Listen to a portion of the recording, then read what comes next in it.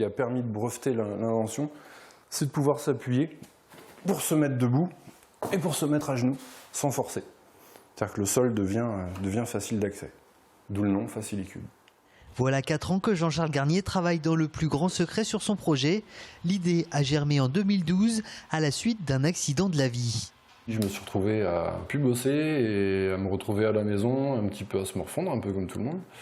Et ma femme a décidé de me faire du carrelage. Les 20 mètres carrés les premiers ça a été, et passé 25 ça commençait à faire mal aux genoux.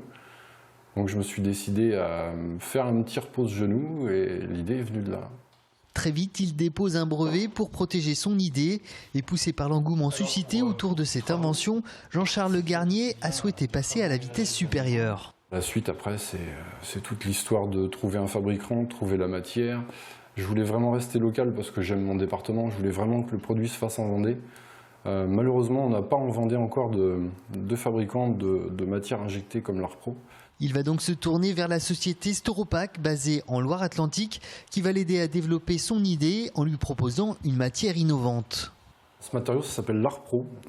C'est un produit qui est utilisé depuis quelques années, surtout pour l'absorption des chocs, parce qu'il a une très très bonne rémanence. C'est-à-dire que si vous appuyez sur le produit des centaines, des milliers de fois, il va avoir ce retour en forme.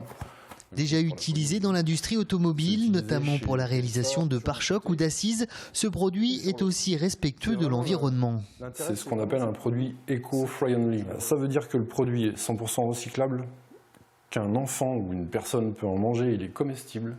Ça veut dire que même si vous le brûlez, il est pas nocif, c'est-à-dire qu'il n'a aucun dégagement de CFC. À ce jour, 1000 exemplaires ont été produits pour le marché vendéen, mais Jean-Charles Garnier ne compte pas en rester là et espère voir sa création prospérer au national et pourquoi pas à l'international.